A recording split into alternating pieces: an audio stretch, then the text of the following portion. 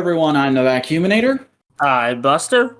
And this week in Toku, we're going to be discussing the potential death of fan subs, the return of dog engers, and lots and lots of merch news. But before we get into any of that, Buster, how are you doing this week? It's actually been a pretty eventful week. I will say I have. It has, hasn't it?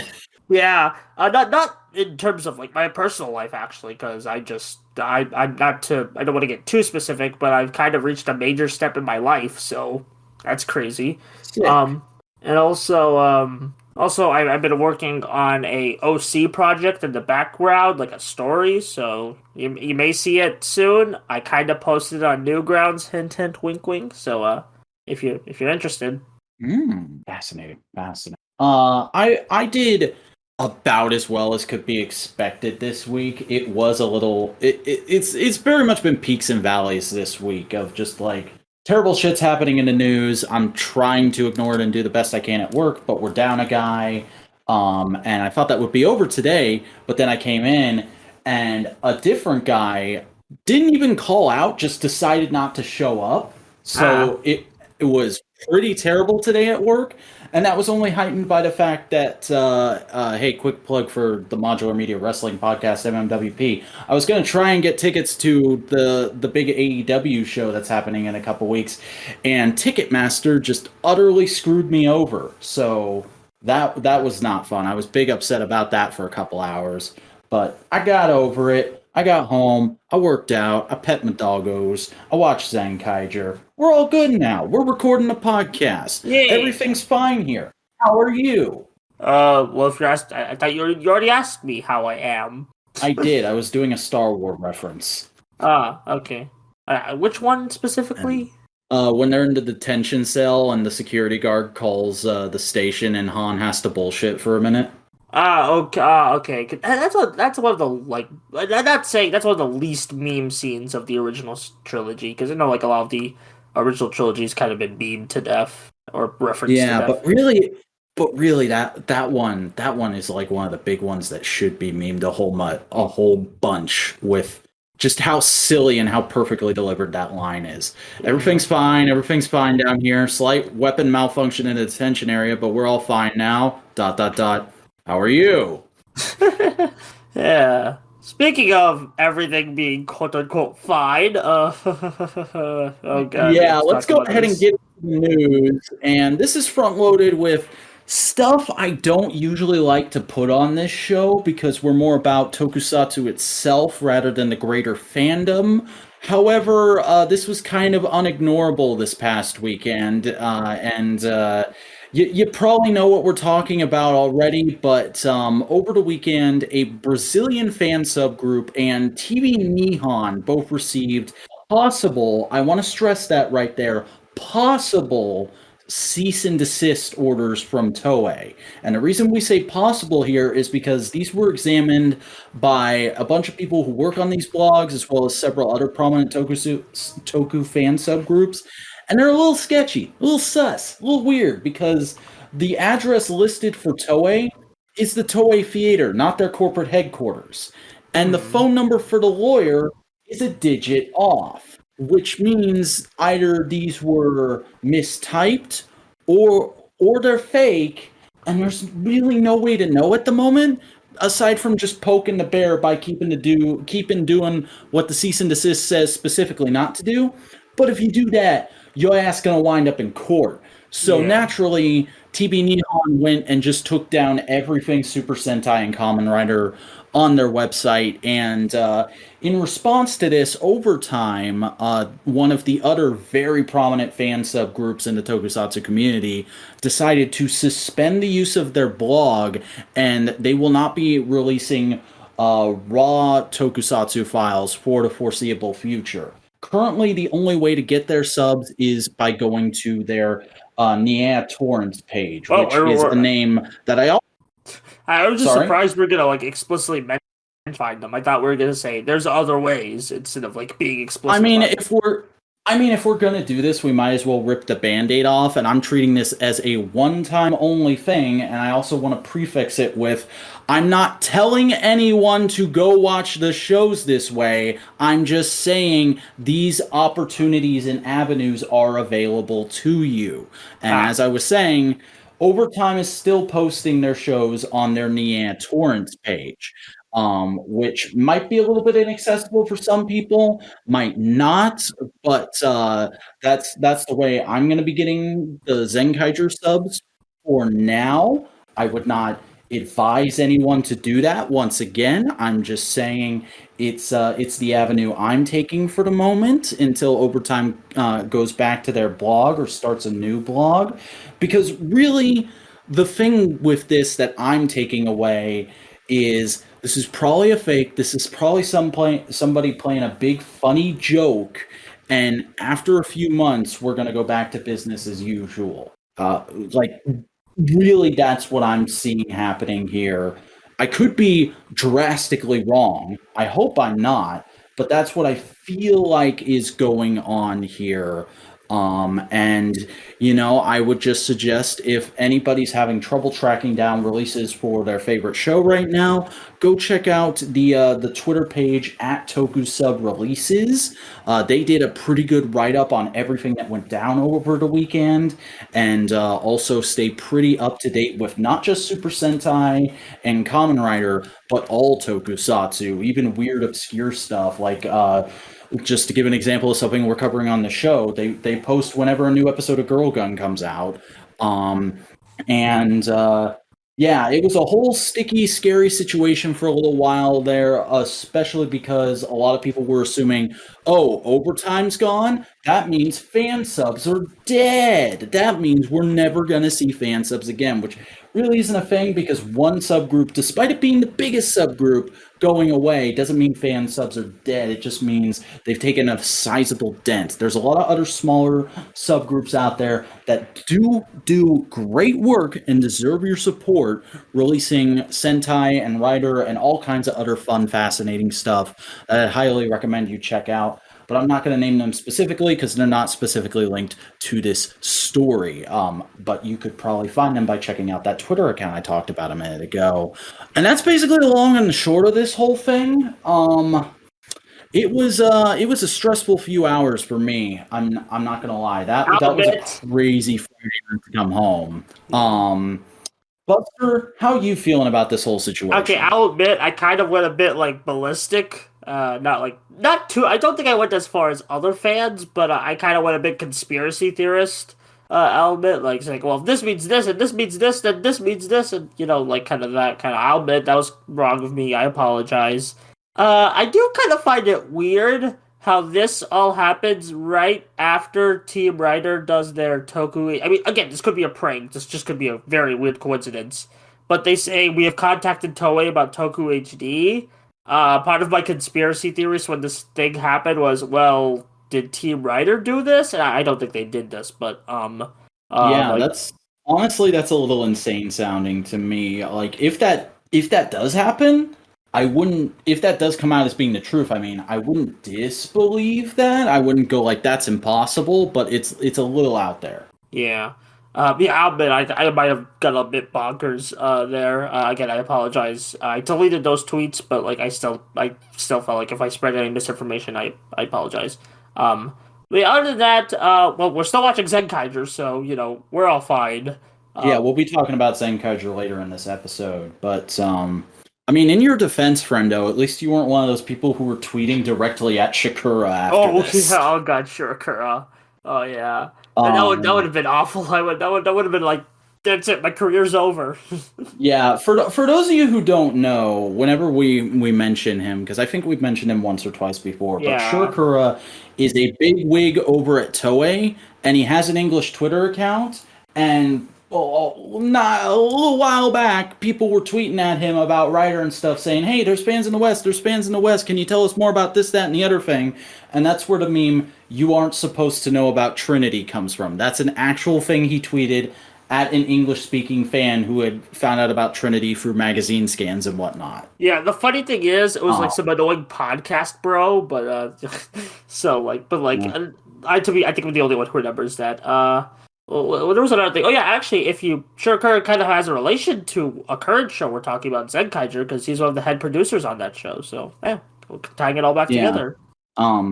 But as I was alluding to there were quite a few people who were tweeting at him after this, saying like, "Hey, this isn't cool. We want TV Nihon and overtime subs." That's not. I just want to put it out there right now. That's not the correct way to approach this situation, people. Yeah. Like, if it does come out that the cease and desist was fake, which I think we'll never know for sure, honestly. If it does get confirmed that that was a fake cease and desist, that would have been just throwing more flames on the fire and could possibly lead to a real cease and desist in the future. Yeah, it would have been the worst comedy ever. There were some crazy tweets coming out of this whole thing, and like this was the first night of real doom scrolling I'd had in a long time. Yeah. So there was some real batshit stuff some people were saying. I honestly didn't see anything you had said, Buster, so you must have been deleting that stuff pretty fast. Yeah. But there were some also good things thrown out. Like I remember seeing, I can't remember who it was, but somebody had suggested like, hey, Toei, alternatively to sending a cease and desist to fan subs, because after a little while, people just kind of took it as fact that the cease and desist was real, which again, we don't know for sure it is. But somebody had said, hey, Toei, maybe instead of sending a cease and desist to these people, hire them and use them to make your official releases. Yeah. I mean,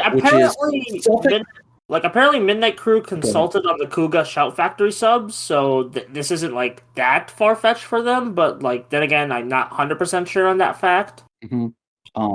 I mean, that's a great thing to hear. I didn't actually know that, and like Midnight Crew is great. They put hard work into years getting Kuga proper subs.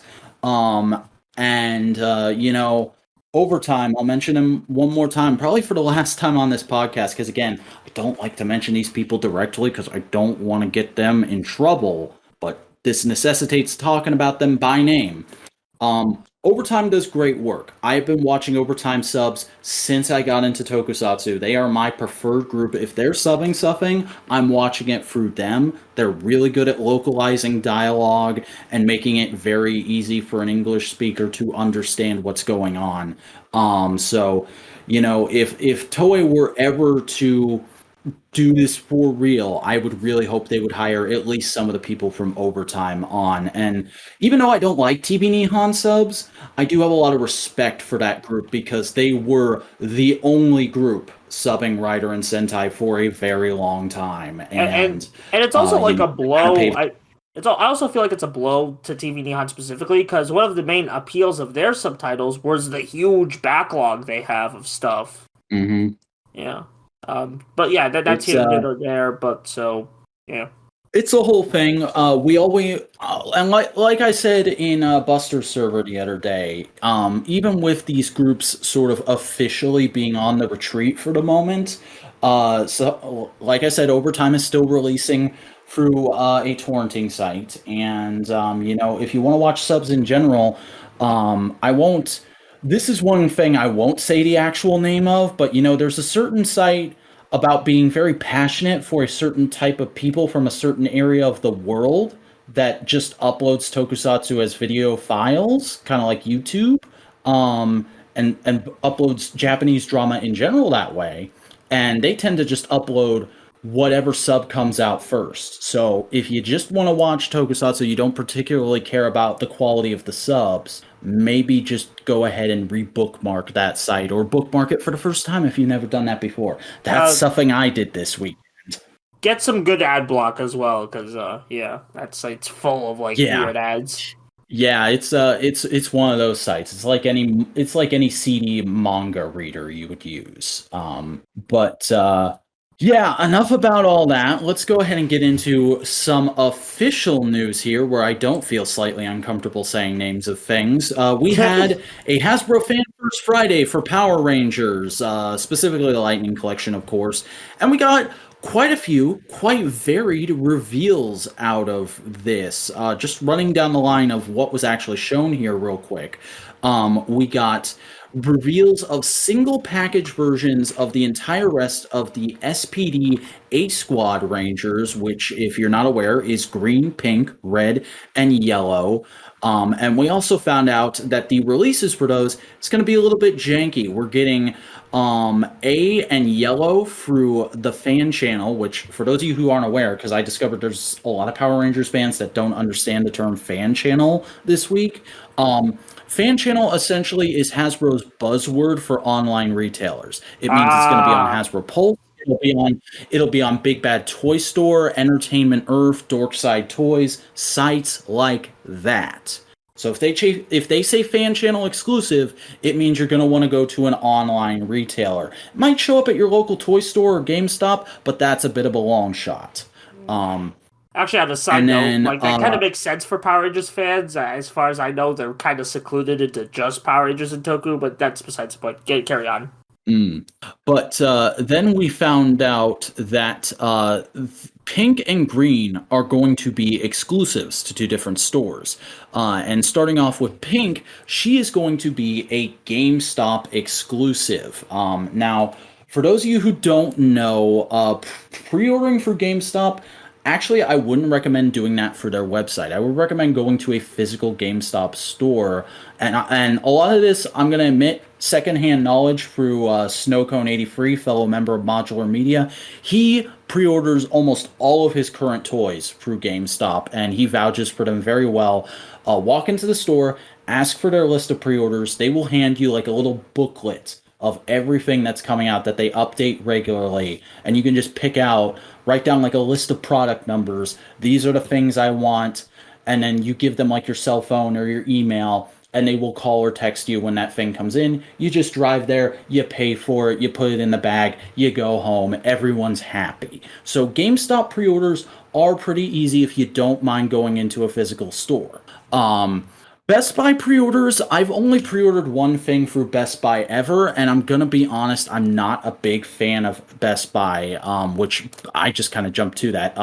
A Squad Green is going to be Best Buy exclusive. My apologies. But Best Buy is one of those annoying retailers that doesn't really give you the option with their pre-orders and just charges you right away. And I was not aware of that until I went to pre-order some of the Star Wars Black Series Episode 1 retro cards, and I was out $50 more than I expected to be that day, and it made my budget very tight for a week. Yeah, if you're gonna get A Squad Green, it should be fairly simple stuff.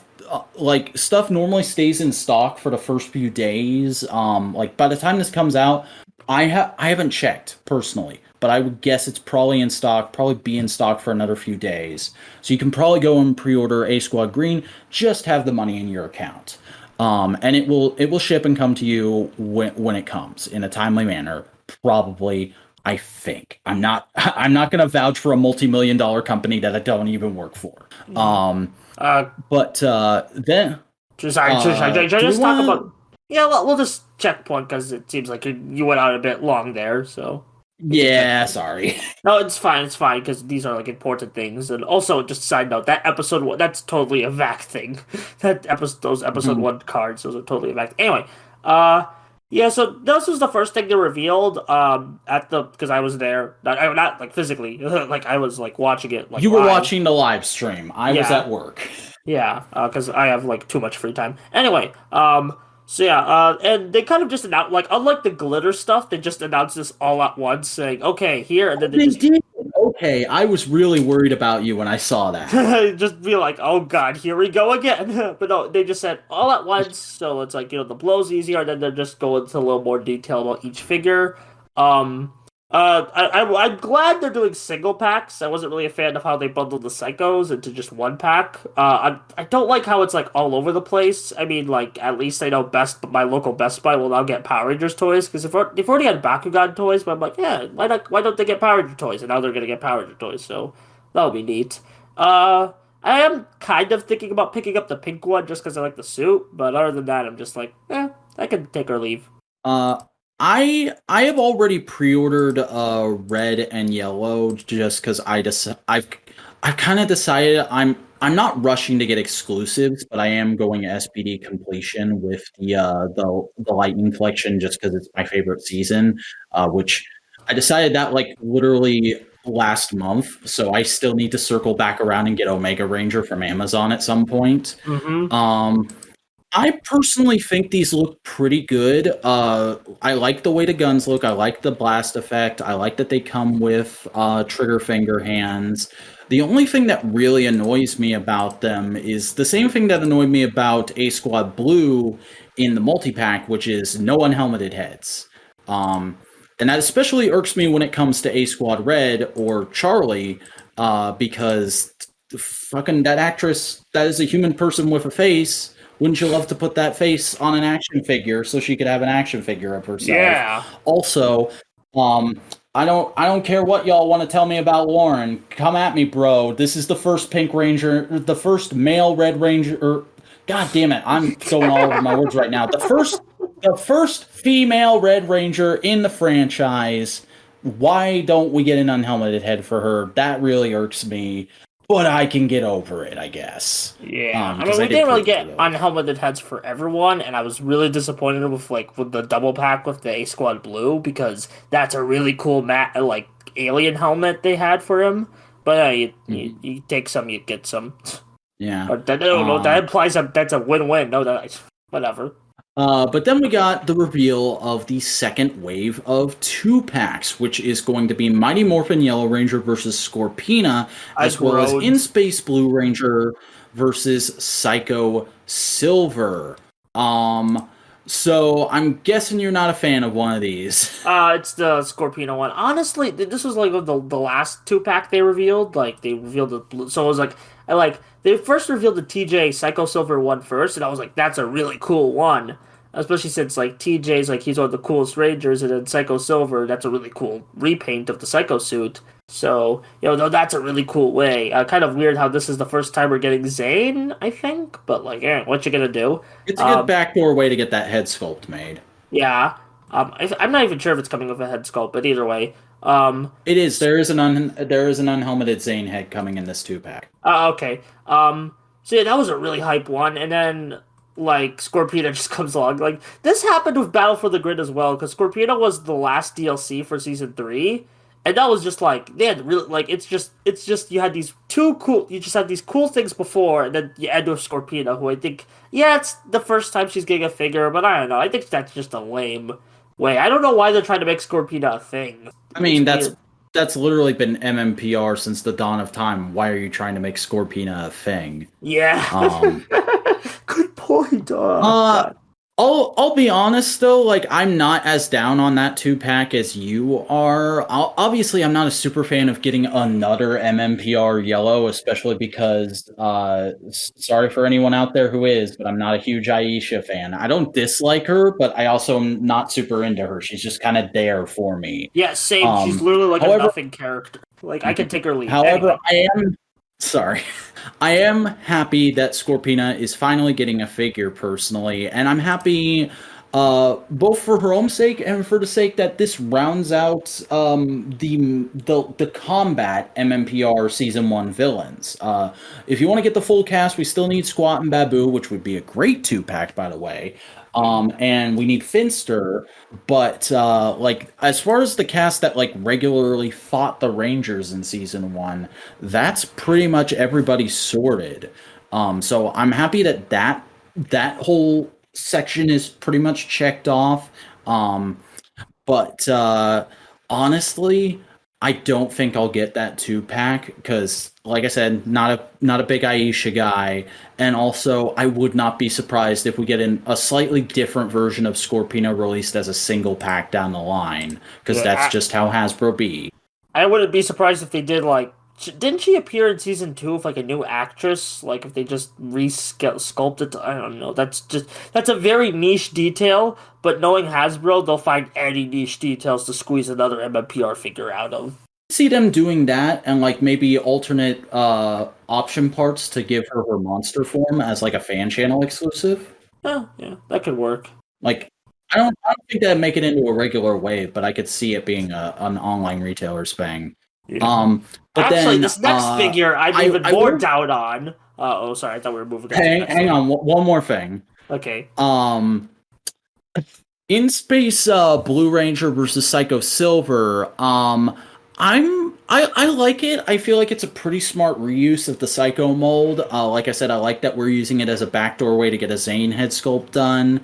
Um, there's a lot of people who really love TJ, so he makes for a smart choice to put into the line. I'm surprised he hasn't happened sooner, especially in this suit, because this is probably my favorite version of the in space suit, the blue suit. It just the color pops so well on that design. However, I'm not super keen to get this 2-pack right away. It's not specifically hitting me, and I'm getting a lot more picky about Lightning Collection as it goes on. I used to be like, just get every character I like, and then I was finding reasons to like characters who were getting figures.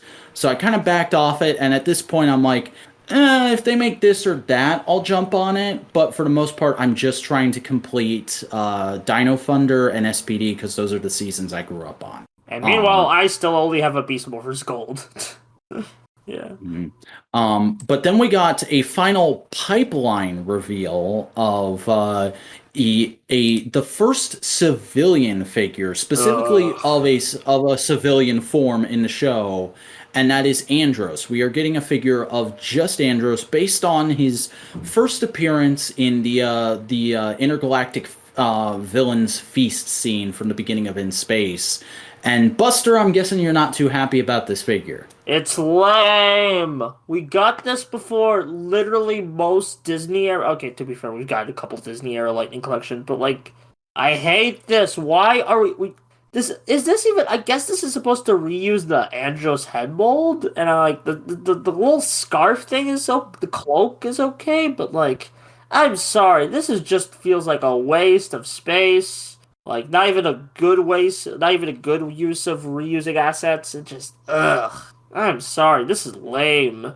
Well, I'm sorry, pal, but strong disagree because this is to me this is a great first for the line getting a civilian figure, a civilian form figure. It's an iconic scene from the early part of the franchise that's not MMPR, Keeley. This is an iconic thing to a lot of fans that they're making a figure of that's not MMPR, so that shows they are willing to branch out. Like really the only thing I'm kind of upset about with this figure is the cloak. I'm very worried about this cloak because this line hasn't done soft goods a lot. And as somebody who's collected a little bit of every 6-inch Hasbro line, modern 6-inch Hasbro line, I am not a fan of their soft goods. Their soft goods tend to be very just draping over the figure and looking really baggy and out there. I would highly recommend anybody who's interested in this figure and is probably going to get it when they come out, either because they're a fan of Andros, they're an in space completionist, or whatever. Look up an eBay user by the name of GPS Lot.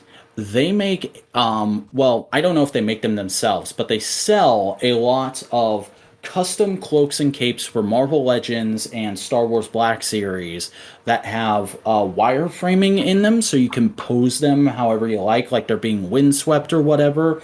I'm sure they have a generic red cloak of some kind, or if not, they can probably be persuaded to make one for this Andros figure or procure one for this Andros figure or whatever they do. I've only bought from them a couple times, but all their stuff that I have gotten has been way better than any Hasbro stock soft goods. So if you're planning to get this figure, be prepared to buy either from GPS Lot or maybe another eBay user that's out there, because there's a couple different eBay users that do this. GPS Lot is just the one I'm familiar with. Be prepared to buy a third-party cloak, is all I'm saying, people.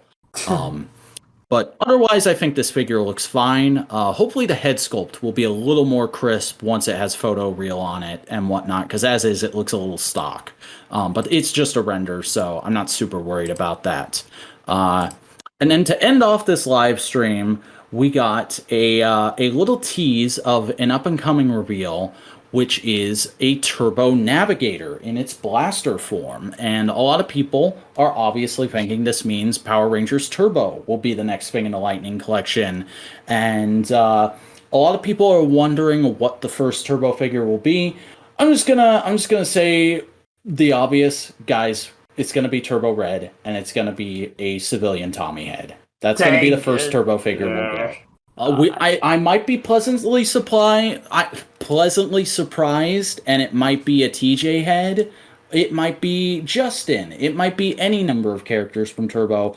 But knowing Hasbro and they're always get the big front runner, big sellers out first strategy, it'll probably be Tommy.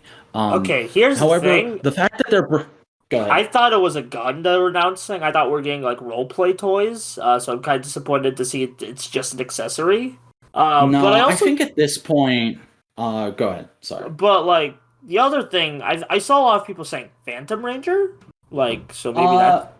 I don't know that I saw that too, but I'm like, I don't know that the Phantom Ranger had a Turbo Navigator as like a standard thing for him. Huh. I have to look into that. Yeah.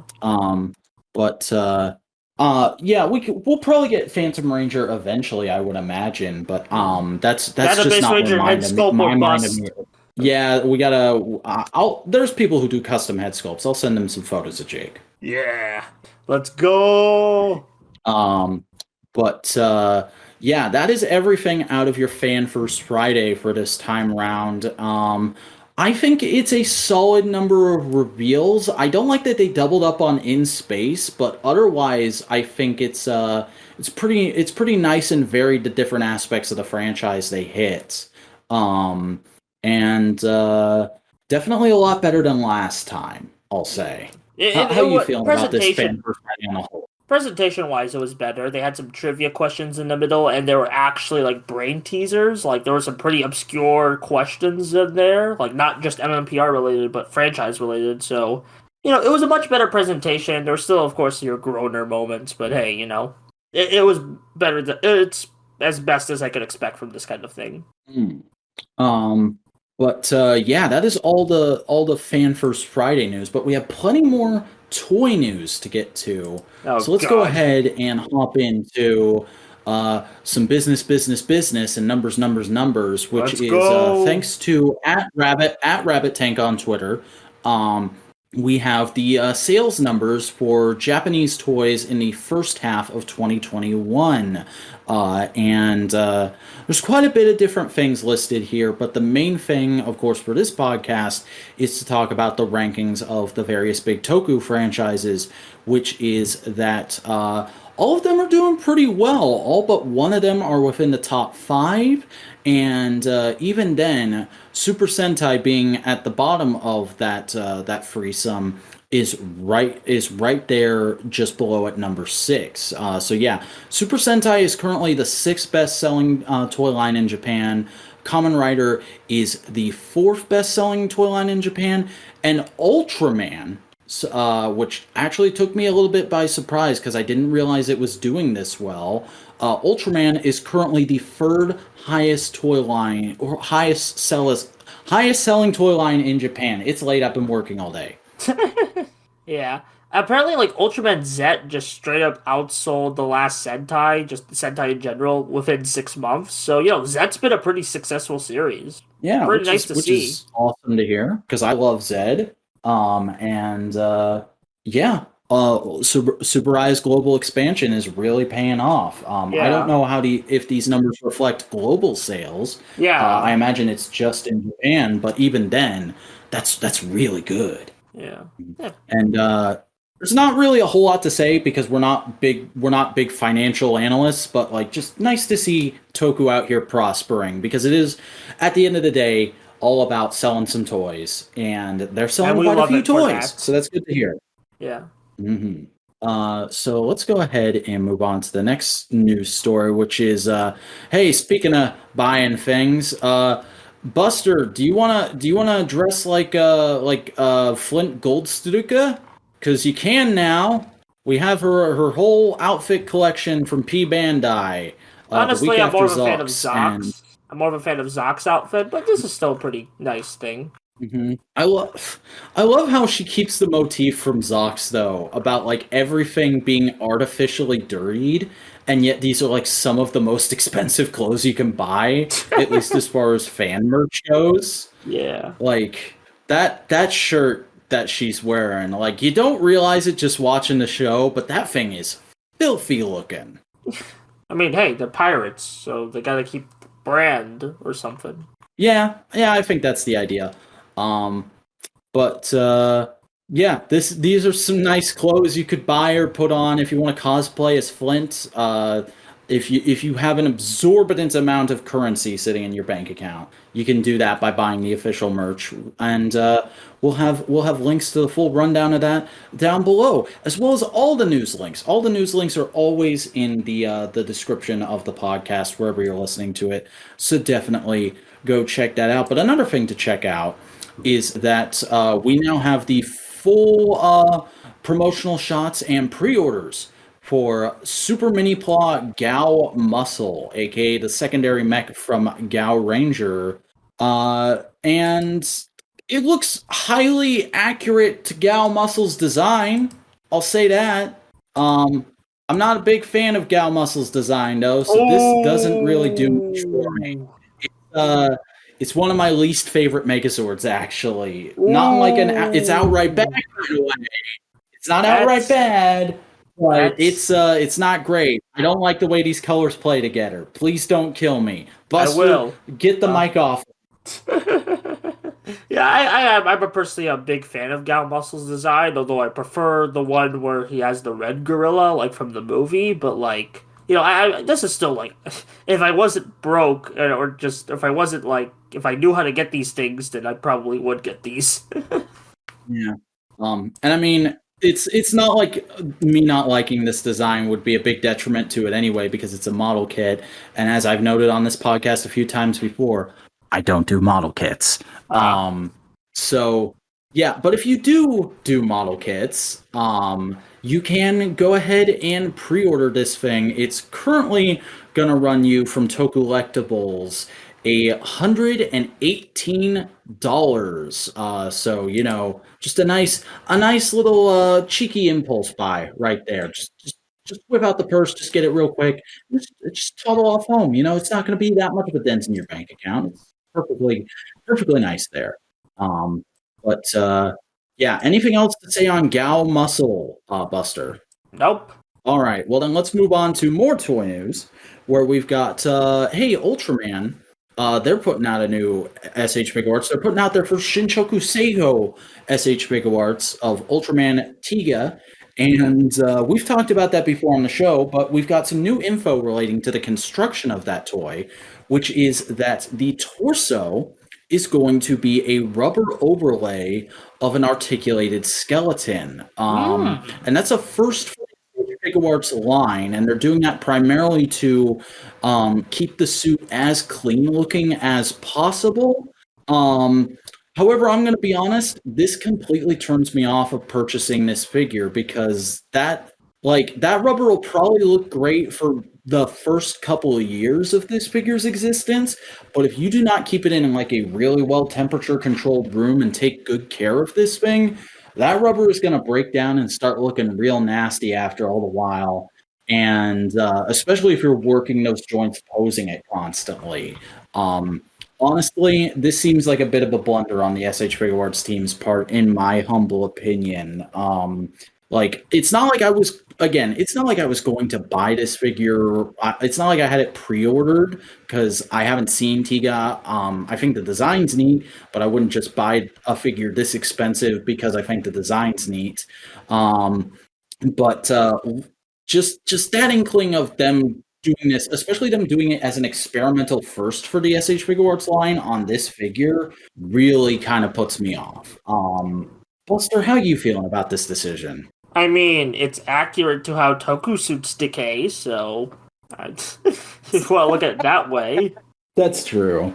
And I mean, I'll admit, I was putting over the Mezco 112 Collective Ultraman for having a similar kind of thing going on, but that's a cloth suit. That's not going to decay on its own. That'll decay if you're working the joints super hard and not paying good attention to the figure.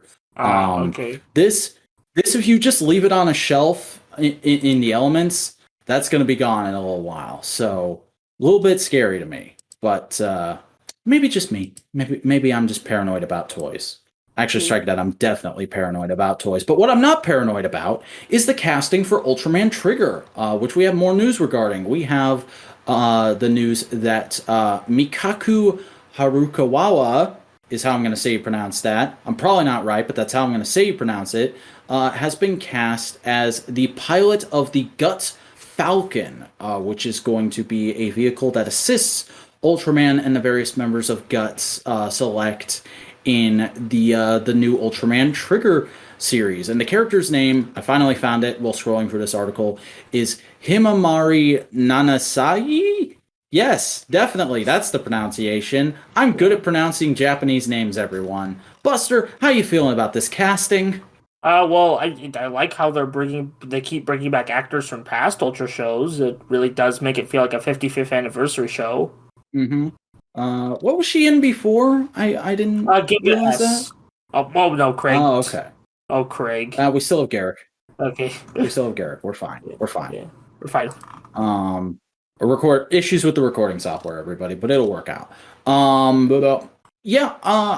don't really know a lot about this actress, and I obviously haven't seen Ginga S, so I didn't recognize her from that, but she's got an interesting, kind of unique look for a tokusatsu heroine, so I'll be interested to see what they do with her, especially because she's being described as kind of like a big sister kind of motherly figure to the rest of the cast, which is interesting, where like the two leads are super young, and then like since then we've had announcements for casting, and they're always being described as like the big brother of the team, the mother of the team, that kind of a thing. It's interesting how they're going for kind of a family dynamic with this Trigger show, it seems. Yeah, got nothing else to say because the show isn't out yet. Yeah, well, hopefully trailer soon. I would like that. Yeah. But our final bit of news this week is we got a bit of a reveal regarding the SH MonsterArts, line, which is a third figure for Godzilla vs. Kong. The Mechagodzilla of that movie will be getting an SH MonsterArts, and we talked about it during our Godzilla vs. Kong discussion. I don't think this design is outright bad, but it's definitely my least favorite Mechagodzilla design. And oh boy, is this thing being under harsh studio lighting as an actual physical object, not doing it any favors. I actually think this looks amazing. I probably is the quote unquote worst Mechagodzilla, but it's still a pretty good design. Mm-hmm. It's a good design. I think another thing that really bugs me about this figure is the fact that like there's no shading to the paint job at all. It's all just straight matte silver. And like my theory on why it looks this way is they probably just straight up like ported over the CAD model into whatever modeling software they use to create SH MonsterArts. But it definitely just doesn't have that certain pizzazz that it does in the movie because it's just straight up silver. I would have liked it if they could have done some kind of shading, some kind of dry brush on this figure, but as is, it looks fine. I guess I'm trying not to be super down on it. It'll complete your SH MonsterArts shelf nicely. But it's definitely not a figure I'm enticed by whatsoever. However, Buster, it does sound like positive on this. Yeah, I mean, I just like the design in general. I don't think I'm gonna pick it up. Yeah. And unfortunately, we just have the photo reveals for this. There's no pre-orders up or a suggested price even listed. So hopefully we'll get that pretty soon. It does say here in the main release image that it goes on sale in December of 2021. So we'll probably get more like in September, November on this. But for now, that's all. You can jump to the link in the video description, as well as any of the other news links to check out the photography and the articles we've been talking about. And hey, I actually remembered to say it this week, but we've got plenty of more things to say about plenty of more shows. So, Buster, why don't you do me a favor and take us on to the new releases, because I'm feeling a bit talked out at the moment, so I need someone else to take the lead. Yeah, that's fair. Wait, think I got a sneeze coming on. Oh boy. Kikai Sentai Zenkaiger, episode 11, The Demons in the Details. My bad. Uh, So this so what happened in episode, this week's Zenkaiger? the monster is from Tagtopia, and he hits people, making them go into the endless game of tag that will conquer the earth. It's basically the weirdest and most creative way to do a zombie story, and I think it was pretty cool. What do you think? I didn't even realize they were doing a zombie thing. I just kind of went like, oh yeah, I saw that Jeremy Renner movie too. I mean, I took it as a Uh, zombie thing, but my mind works in strange ways, so. I mean, that's probably more what it was than anything. It's just that's where my mind went to was the movie Tag with Jeremy Renner and some other famous people that came out last year. It's a extremely silly but extremely heartfelt movie that I'd recommend people check out. But no, this was a pretty good episode. We got a lot of fun stuff going on here. A lot of great physical comedy.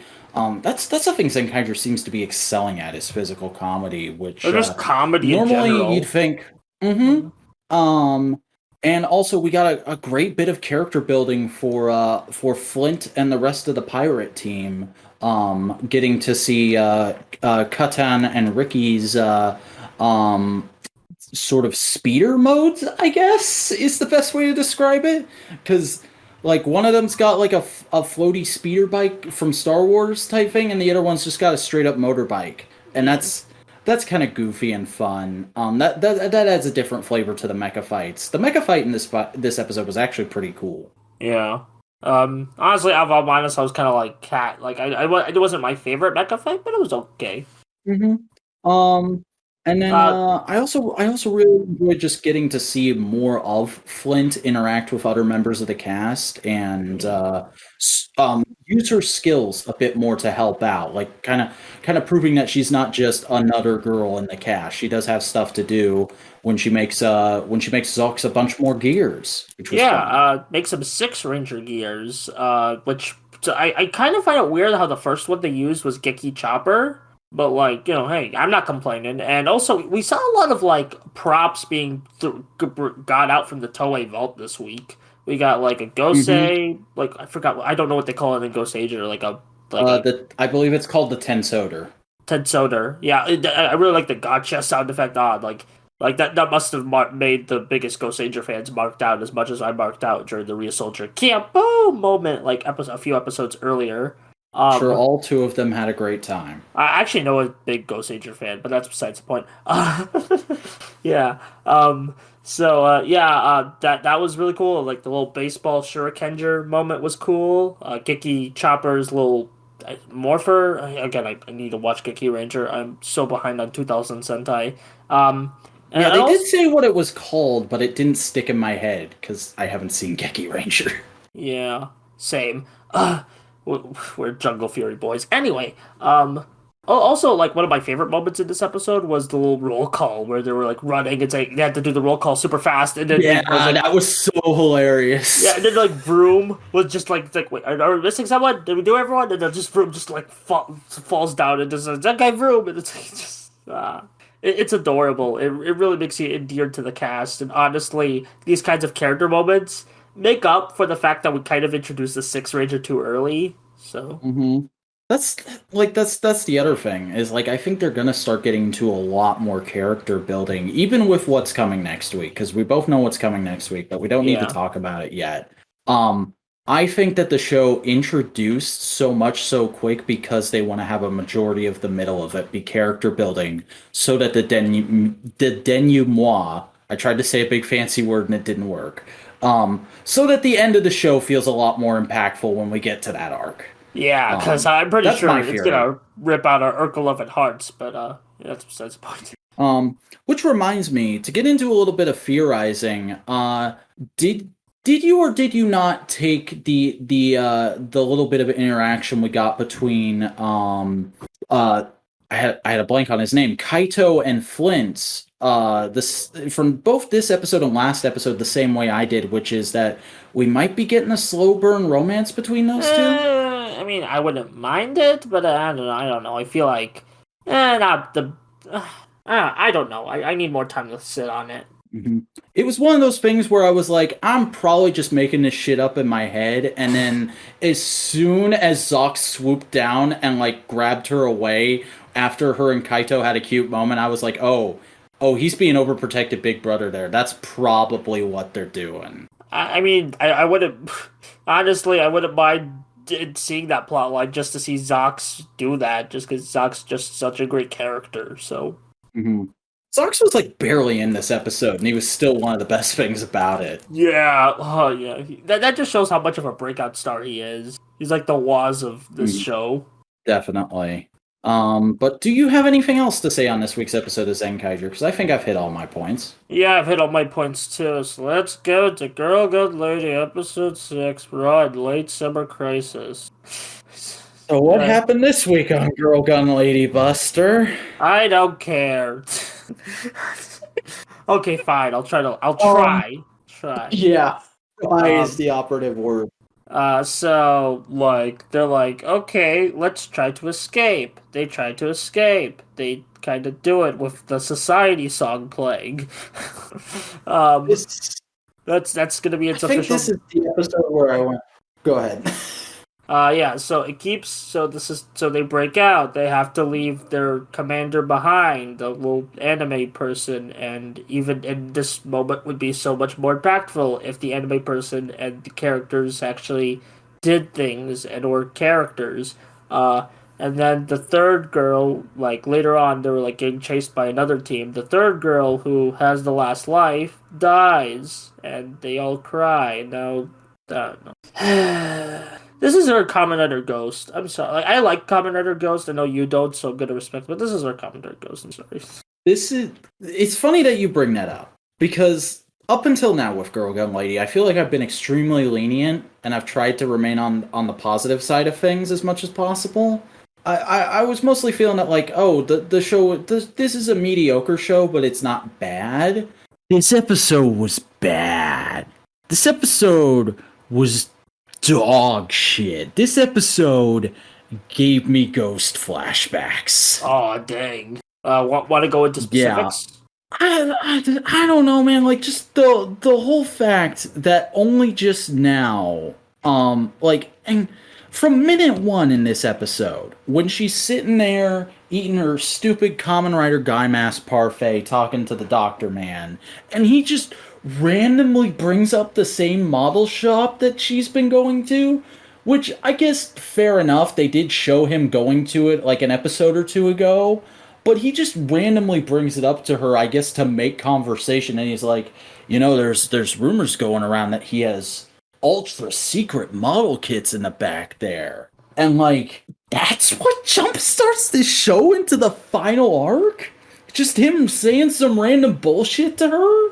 And he's probably the main villain because yeah, I'm still expecting them to do an ass pull with either that or he's gonna end up with the teacher lady as just like a cute little and this happened kind of a thing. Okay. But frickin' they then go there after dark, and we get a weird ass scene with the shopkeeper who it makes sense later on in the episode, but at the moment you're like, okay, I guess he just sleeps in the shop. I guess he's just awake all the time. What? And then when they go to Girl Gun, they act like, oh, it's gonna be a big deal to sneak out of the game and betray Alice and this, that, and the other thing. And like, they never established that they couldn't leave the game in the first place. Like, I don't remember them ever saying that or showing a barrier before this. I mean, even though they had ample opportunity. They kind of did show a barrier, but they never said, oh, we could escape. Like, if that makes sense. Mm-hmm.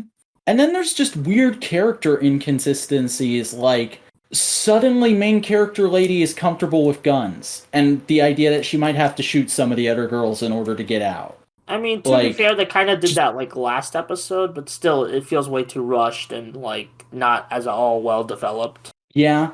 And then, when they try to break out the first time, and the other team shows up, and it's the yellow goofballs who can't hit the broadside of a barn any better than a stormtrooper, they treat them like an actual credible threat, which I legitimately laughed at. Yeah. And then I mean, we kind of all knew this was going to happen at some point with how heavily they foreshadowed it and how much of the story has been focused on it. But that death scene was just so belabored and so like driven into you. And I'm sorry because they're probably very new to acting and they're probably doing their best with what they're given. But those actresses were just not convincing in that scene. Yeah, I thought it was I thought the weird thing. I thought the acting was fine. I just didn't care. If that makes sense. I just don't care. It's just bleh. Yeah, it's that as well. That kind of like at this point I don't like any of these characters, so why should I care that one of them just died?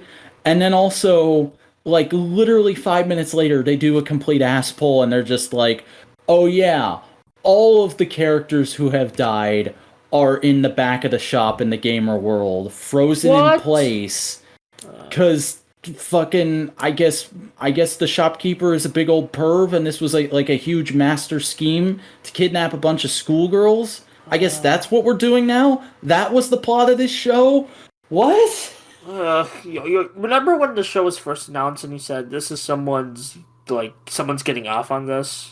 Oh my That's god, did I predict the end of Girl Gun Lady?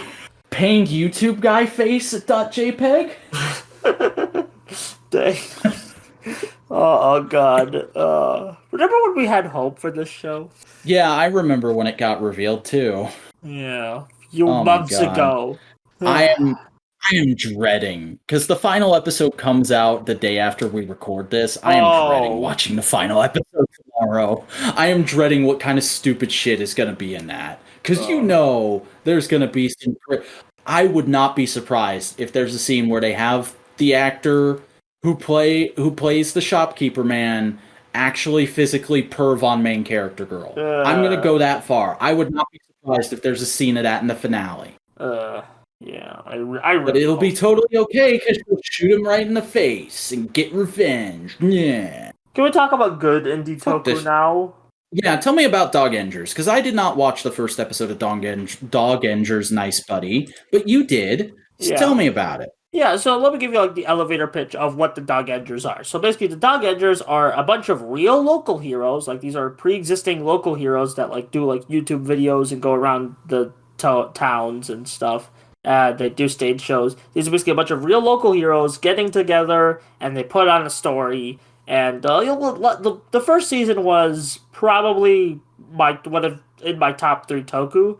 And this seems to be continuing it. This episode is very much let's reintroduce these characters. It's with a little funny plot about how like the opening saying basically there's also some nice like Avengers references with like the posters they showcase. Basically the episode basically starts off with the Avengers were successful, but then you have all these wacky little subplots that I assume might come back later in the season about like crimes they did, but they're very like minor crimes. Like yeah, Yamashiron can't eat green peppers and stuff like that. And it's Fuck, that's hilarious. yeah. The show is like great with like both like comedy, like relating referencing Toku, absurdist jokes. Just like we like it's a really good comedy.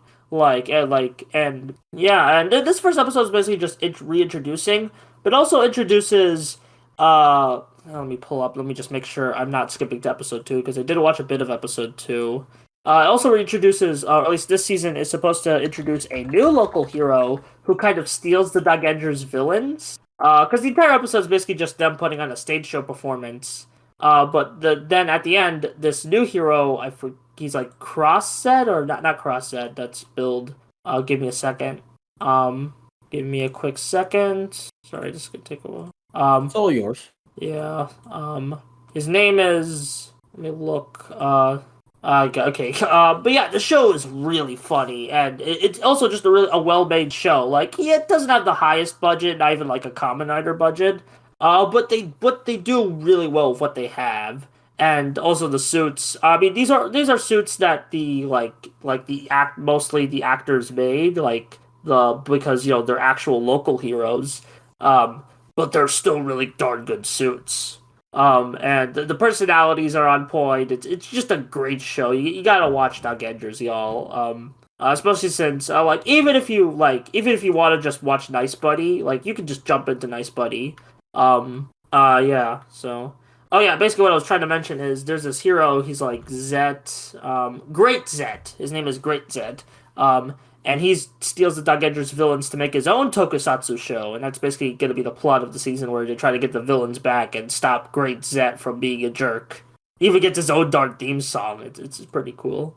Sounds interesting. And I definitely do want to check out Dog Enders at some point because a lot of people have told me it's really good. And thanks to you, I did go ahead and download all the episodes. So I'll probably watch through the first season and eventually catch up to season two, like the obsessive compulsive freak I am. Yeah. And maybe we'll talk. Maybe if we're lucky, I'll be able to talk about the finale with you when it ends. Yeah. Yeah. I mean, it's pretty short. Like, each season's only like 12 episodes, and I really hope they do get another season after this. Yeah. But that is it for new Tokusatsu episodes. So do we want to go ahead and move on to old stuff and toys? Do we have time to do that this week? Yeah, we have time to do that this week. Okay, so I'll go ahead and talk about the fact that I'm almost finished with Jinga now. I've watched episodes 5 through 10 in the last 2 weeks. And this show has been really fascinating in the way that, like, it almost feels like it's eating itself. And that sounds extremely negative. This show is not bad. It's just fascinating in how I went into this thinking it was a prequel to all of Jinga's other appearances. And it seems like it's either a sequel or a sidequel now, because there's an episode that's just straight up the main character having a nightmare vision discussion thing with the version of Jinga that we know from other Garo shows such as Goldstorm. And it's fascinating. And there's like a lot of crazy stuff going on with I think I talked about before how he sort of gains in the early episodes after he gets bitten by a horror. He has the ability to bring people back from being possessed by horrors after slaying the horror. And he's kind of gotten drunk on that power. Like, there's been the last few episodes I've watched have been a lot of like the watchdogs and various high-level knights discussing with the priest who was assigned to him what they need to do about him, because nobody really understands his power, and he's acted weirdly. He's been acting out of character, especially towards the priest he works with a couple times. Presently, my theory, because I'm sure I would be very, very surprised if we don't get clear answers on what's going on in the last 2 episodes, because I only have 2 episodes left. My theory on what's going on is he was somehow brought back and sort of reprogrammed to be a good Makai Knight, and all of the backstory we've been seeing for him is some kind of retcon created by the Watchdogs for some purpose, and the stuff of him acting out of character is his other horror-possessed personality from before resurfacing. I think that's what's going on. I could be very wrong. Nobody spoil me in the comments for this. But I'm eager to watch the next couple episodes and find out. And that's basically all I have to say on Jinga at the moment. I have not Buster, seen. you've been watching a lot of Build. Yeah, I've not seen. I was just about to mention I have not seen Jinga, so I can't really comment. So, yeah, I've been watching Build. I watched from episode 17 to 33. Which that's not all the I'm only covering 17 to 28 in my Build Arc 2 analysis that should be coming out soon. Not by the time we upload this, but by maybe the next TWIT you'll see it, because I already have it all scripted out. I just need to add a few more notes, record it, edit it, and then it'll be out. Yeah, basically what I covered, I basically went up to from Grease's debut to Evolt's debut. Yeah, which, that's technically, it's basically the all of Chapter 2 and the start of Chapter 3, or Arc 2 and the start of Arc 3, and my analysis terms. These are a great set of episodes. I was originally going to do from episode 17 to 33, because when Evil debuted, that's when everyone said that's when Build dropped off, and I wanted to analyze, hey, did Build drop off? But then I realized I could still, go with that angle if like I just do the actual arc numbering, because apparently the numbering is episodes 1 through 16 are arc 1, episodes 17 through like 28 are arc 2, episodes like 29 through the end is arc 3. That's how I've been told. I could be wrong because writer wiki is weird, and who knows, maybe the people that are saying this are bowling, but who knows. They're just bowling for soup, that's what yeah. How do you bowl for soup? Do you take a bowling ball made of a frozen thing of soup and you throw that down the lane? It's regular bowling, but you win soup at the end if you win. Oh, sick! I'm gonna do that someday. Yeah. But these are some really good episodes. Honestly, my personal favorite was the little rogue mini arc, just because I really like Gentoku. I really like his interactions with Sento in that arc. I feel like those are some really powerful interactions, and also like the fact that like Sento finally makes his own power set.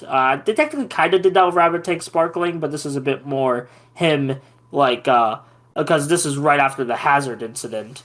So this is like which kind of is a weapon made by Katsuragi that kind of like heavily, without spoilers, heavily affected Sento and the people around him. Yeah, that's to this day, I still feel like that's one of the best episodes of Rider ever produced. Right up there with the episode where, right up there with the episode where Kugo lays down a beating. Oh yeah, it's always like the episodes where people like get very much injured or die that are considered the best of all time. But that's besides the point. Yeah, I like that little I like the when he makes Rabbit Tank because it's his own creation. And he's kind of purifying the hazard because it lets him control the power of Hazard, but still in his own way. Kind of like that. It's like representing the arc of build of him, kind of like taking all these elements of the person he used to be and creating something new out of it. Yeah. I remember the only thing I didn't really like about that whole sequence of episodes was just the fact that. And I get why, because they wanted to stick more with the Rabbit theming, but he favors Rabbit way too much. I want more of Tank. Tank's my favorite form in the show. Yeah. Personally, my favorite build form is either Hazard or, unpopular opinion, Rabbit Tank Sparkling Ingenious. Ooh. Yeah, about to get a little hot take on you. Although I think Cross and Rogue have the best suits, but yeah, especially because I got to the episodes where Cross Magma debuts, and those are a really good set of episodes, especially accompanied by the debut fight with Burning My Soul, and the episode right after that, which honestly I feel like episode 32 of Bill, was it 32?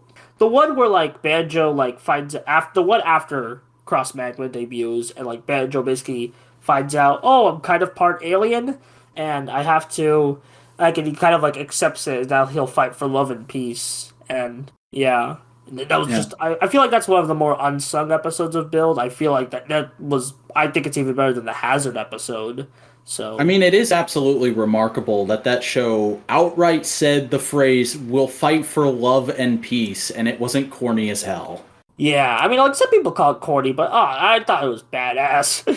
It's just at least that's me, because then again, I'm a corny guy. So Build's been really good. Starting to approach the third arc, so the part where everyone says it turns into Dragon Ball Z, which from my memory it really doesn't. Honestly, I think there's really only one part Build dips for me, and it's not even a major dip, it's just a minor dip. It felt like, did we really need this? And that's when the other Build comes in, but we'll talk about that soon on another episode of Week of the Toku. Yes, there will be another week of Toku. Despite popular belief, fan subgroups having to go on retreat will not make Tokusatsu go away. It's still going to be fine. We're still going to be doing the show. We'll be back here next week. We'll be back here every week. Don't forget, everyone, we're here forever and ever and ever and ever and ever. And Buster, plug your stuff. Okay, hey, I'm Buster Corp. I do a bunch of video essays and also create OC stuff. I don't know if I'll upload the OC stuff just yet because I don't want to jump the gun. But hey, I recently uploaded a video on Witch and Hero, which is an obscure 3DS game, and as I mentioned before, I'm working on a Combinator build analysis series. The first part of which is already up, and I'll release the second part soon. So check that out, because please check that out. I'm working so hard on it.